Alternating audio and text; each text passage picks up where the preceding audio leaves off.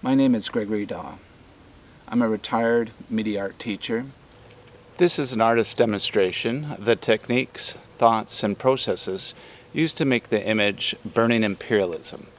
This image is part of the Sooke Fine Art Show 2021. I would like to begin by acknowledging that the land on which I created the photograph is the traditional and unceded territory of the Penobscot First Nation and other Coast Salish peoples. When I retired from teaching, I moved to Galliano Island. These are some of the photos I've taken on Galliano Island. Using film has kind of put me in a strange position of being a contemporary photographer using very old technology. But really it comes down to the image itself. A strong image is a strong image, whether it was taken with a film camera or a digital camera. However, with film photography, I'm able to manipulate the negative itself. I can make physical changes to the negative.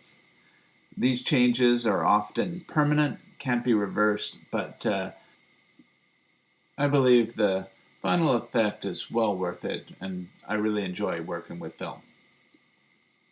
The photograph Burning Imperialism was shot at Dionisio Park, the site of a First Nations village that is no longer there.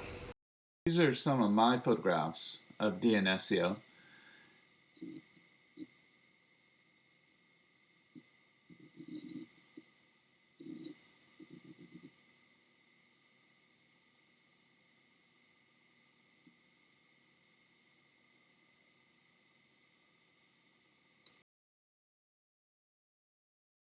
And the white shell beaches of Montague Harbor.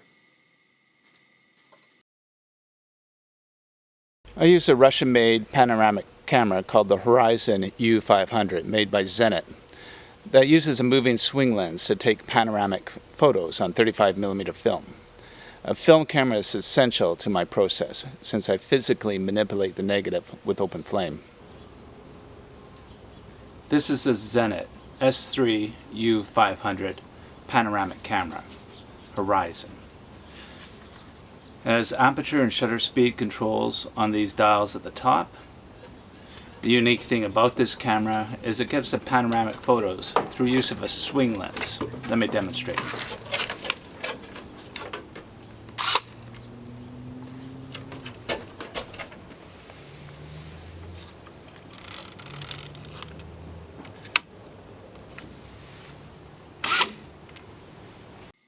Here are some examples of photographs that were taken with this camera.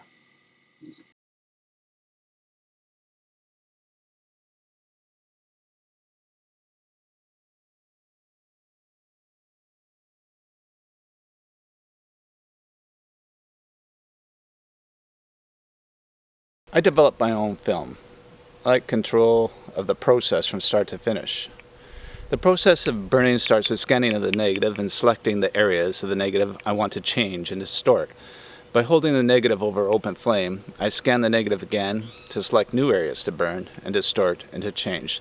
This is a back and forth process between the candle flame and the scanner to get the desired effect.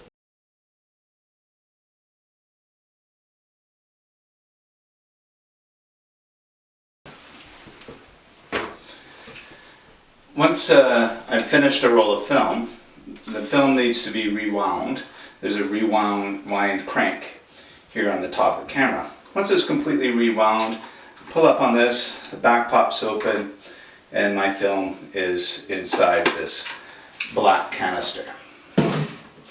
Now I need to get the film from this canister into this film development tank, and I need to do that without exposing it to light. So normally at this point I would turn off the lights completely, shut the doors, block any light leaks, and load this in total darkness. Now when you do darkroom work with a larger and photo paper, the photo paper is not sensitive to red light, so you can have a red light on during development and processing of photo papers.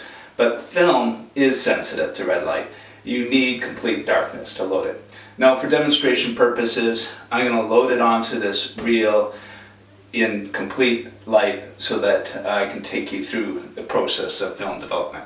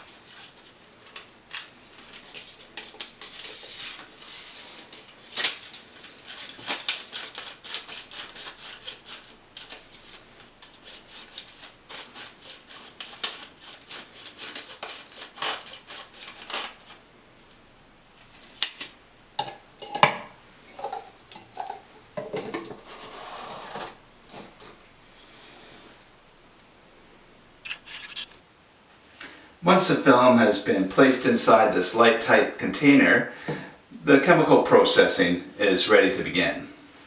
Now I start by removing this lid. It's still light-tight, but it allows for the addition of water and chemicals. I start with water.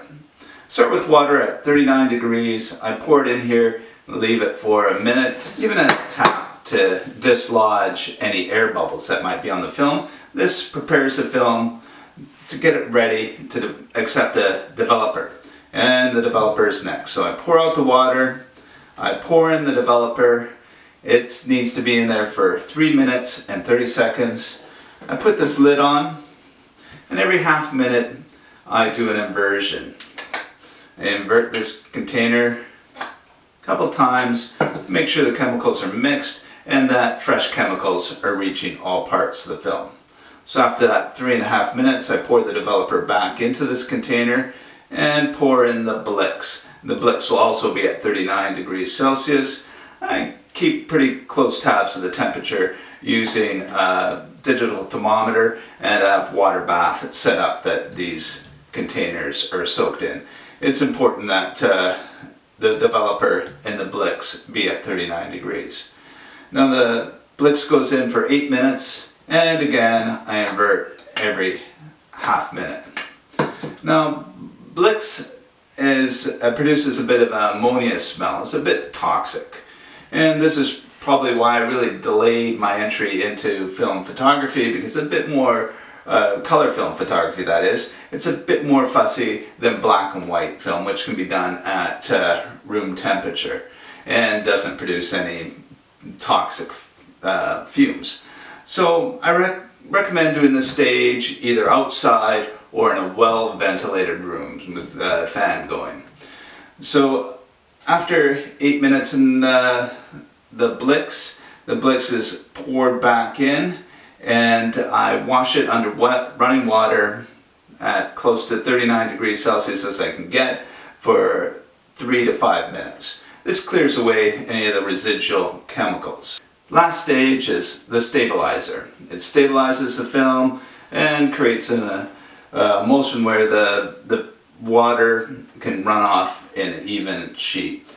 It helps makes the film permanent so it won't fade over time. So that goes in for 45 seconds with 30 seconds of agitation, keeping it mixed. I hang the negatives to dry for approximately 2 hours. Then I cut it into 5 photo strips. And these 5 photo strips I can then burn. This is what it looks like when I burn my film.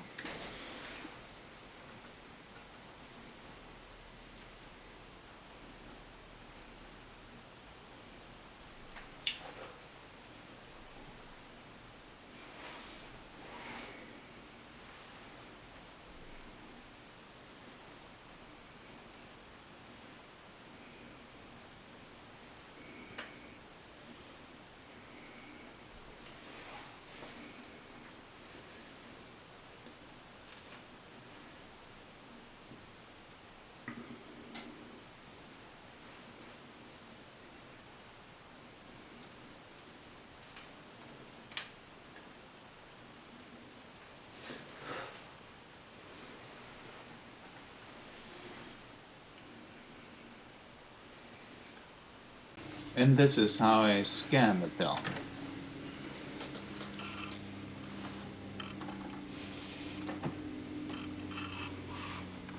A film camera is essential to my process since I physically manipulate the negative with open flame.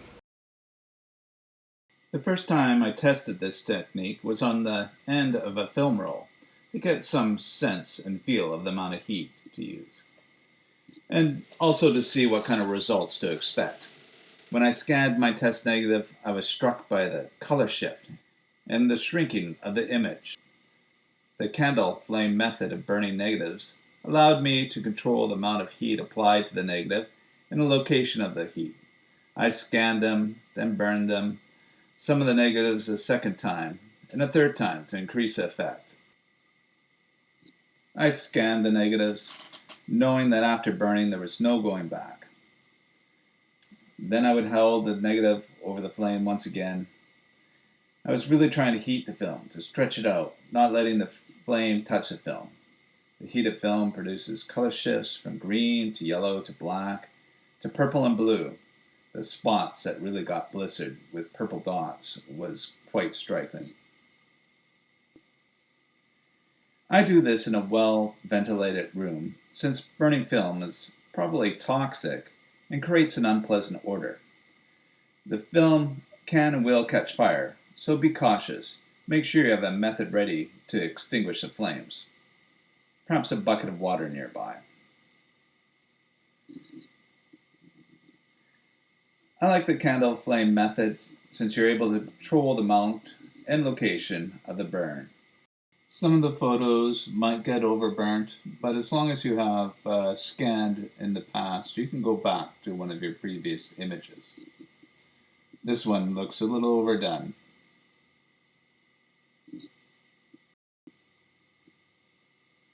This is a taxidermied raccoon I met at the Chilliwack Fair. It's a bit bizarre, I know, but I just had to take the photograph, and I just had to burn it. Burning Imperialism, Galliano Island, British Columbia. Built upon the traditional territories of the Pennacook First Nation and other Coast Salish people. The destruction of the negative was achieved through open flame. You cannot unburn a negative. For this project, I set out with the intention of burning a roll of film. With this film, I wanted to link the burning process with the negative effects of imperialism on First Nations people. I also photographed this running figure in the inner harbor, in front of the Canada sign, with the Parliament buildings in the background. I then went over to the Royal BC Museum to take some pictures of the longhouse and totem poles there. Again, juxtapositioning the running figure with the First Nations motif.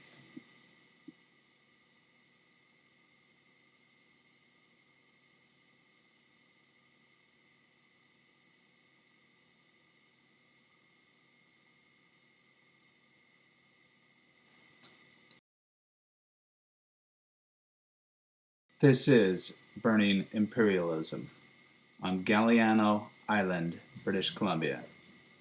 Built upon the traditional territories of the Pennacook First Nations and other Coast Salish peoples.